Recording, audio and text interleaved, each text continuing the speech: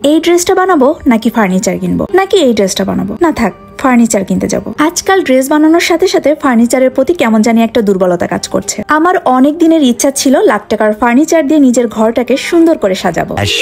Hello everyone, আসসালামু আলাইকুম। কি অবস্থা সবার, কেমন আছে? ফোন স্ক্রল করতে করতে কয়েকটা ড্রেসের আইডিয়া দেখে আমার রীতিমতো মাথা খারাপ হয়ে গিয়েছিল। কোন ড্রেসটা যে আগে রিগ্রেট করব বুঝে উঠতে পারছিলাম না। কিন্তু আমার মাথায় তো ড্রেসের সাথে সাথে আরো একটা পোকা ঘুরছে, আর সেটা হচ্ছে নতুন নতুন ফার্নিচারের পোকা। একবার ভাবছি ড্রেস বানাবো, আর একবার ভাবছি না আজকে নতুন কিছু ফার্নিচার দেখতে যাব। ফাইনালি ভাবলাম আজ আর ড্রেস বানাবো না, আজকে আমার পছন্দের একটা জায়গায় ফার্নিচার দেখতে যাব। আর অনলাইনে তো এই ফুলঝুরি ফার্নিচারের অনেক অনেক ভালো রিভিউ দেখেছি। ফুলঝুরি ফার্নিচারের নাকি আলাদা একটা আভিজাত্য আছে, আর সেটা কতটুকু সত্যি সেটা আমার নিজের চোখে না দেখা পর্যন্ত বিশ্বাসই হবে না। আমি তো আবার সবকিছু দেখে শুনে বেছে কিনতেই পছন্দ করি। তাই তো আজ আমি চলে এলাম ফুলঝুরি ফার্নিচারের বিশাল শোরুমে। আর এসেই আমি এদের ফার্নিচার দেখে কনফিউজড হয়ে গেছি। আর এই কনফিউশন একমাত্র আপনারাই দূর করতে পারবেন। তার জন্য আজকের এই ভিডিওটা পুরোপুরি আপনাদের দেখতে হবে। এইখান থেকে আমার বাসার জন্য দুইটা জিনিস নিতে চাচ্ছি, একটা হচ্ছে সোফা সেট আর একটা হচ্ছে ডাইনিং টেবিল। তো আপনাদের এই দুটো জিনিস আমাকে একটু পছন্দ করে দিতে হবে। তবে মনে মনে আমি দুইটা জিনিস পছন্দ করে রেখেছি, এখন দেখার বিষয় কার সাথে আমার পছন্দ মিলে যায়। তার আগে এই ফুলঝুরি ফার্নিচারের লোকেশনটা একটু বলে দিই, যেন